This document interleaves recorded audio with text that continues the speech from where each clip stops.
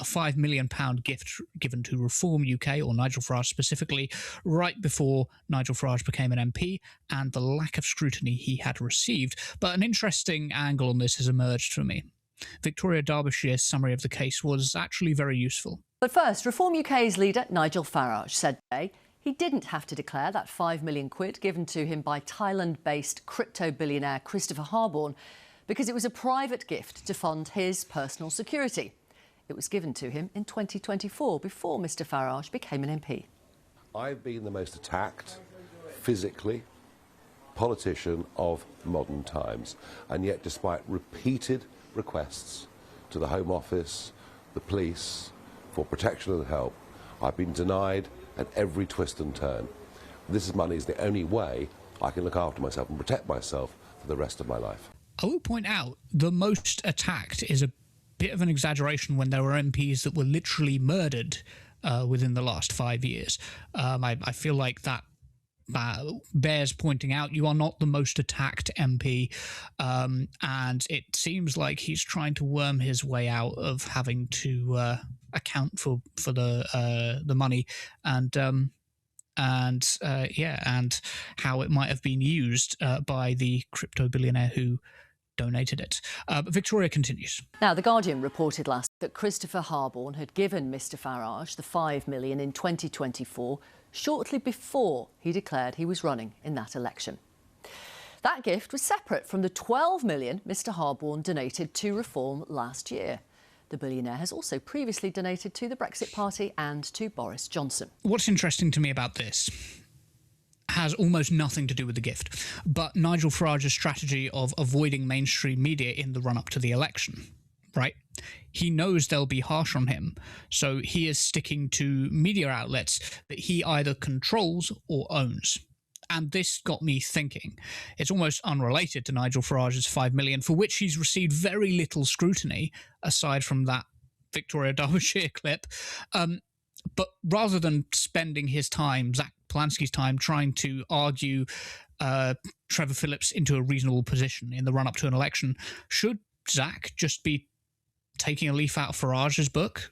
Should Zach just acknowledge he won't get a fair shake and release tightly controlled responses through bold politics rather than doing the media rounds, specifically in the run-up to the election, right? Because he's a good media performer in other situations, but when the media are in the run-up to an election, they are very clearly out for blood, and specifically the blood of a left-wing socialist, right? And I mean that figuratively. Obviously, I'm not claiming that they are trying to murder him or anything like that. What I mean to say is they are going after him harder than they're practically going after any other politician.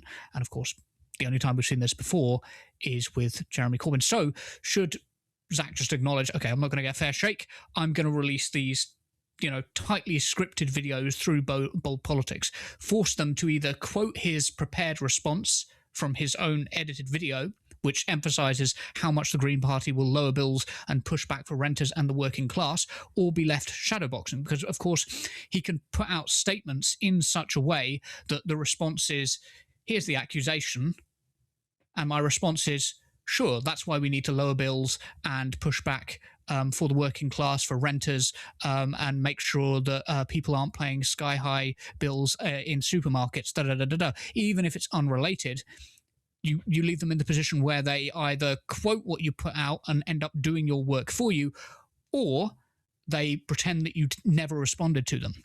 And you might say, oh, but then they'll mock him for not appearing. They'll leave the chair empty. But they're kind of doing that anyway. And Nigel Farage gets far less scrutiny for ducking accountability than Polanski does for wading through the swamp. This is a kind of a strategic question. I'm thinking very strategically tonight about the war on Zach Polanski and what we can learn from it. So what do you think, Maya? Could that be a potential strategy for the next election? Keep the king in the castle away from the battle when the enemy fight dirty. What do we think? I mean, I think it's a politically literate strategy, yes. They're not going to use it. I think that, I mean, I have never met him. I don't know that Zach Polanski would be willing to remove himself from the people so readily. I think he takes a lot of pride in being like, you know how like Zohran Mamdani does, like he's in the streets, he's boots on the ground politics. I think that's kind of what Zach Polanski's going for. And just the Greens in general seem to be going for more of a people first politics rather than like I don't want to say media literate because that's giving an edge I don't mean, but media literate politics, you know what I mean? Like, I really do think it would work. Maybe it would win them votes. I don't know that they want to win those votes. I don't know that that's the campaign they want to run and the methodology they want to run on. See, this is the thing. Like, I think there needs to be a separation between talking to the people and talking to them through his podcast or being on the ground and talking to people, which Zohran Mamdani does do.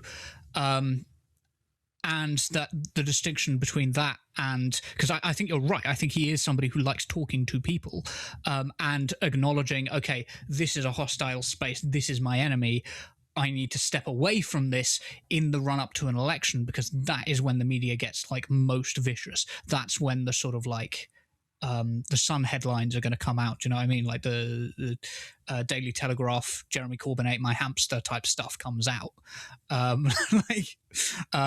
will also ask, did you see the Polanski smears of like all the mock-ups that people were doing, the different sort of like he left the toilet seat up, yes, stuff exactly. like that. Yeah.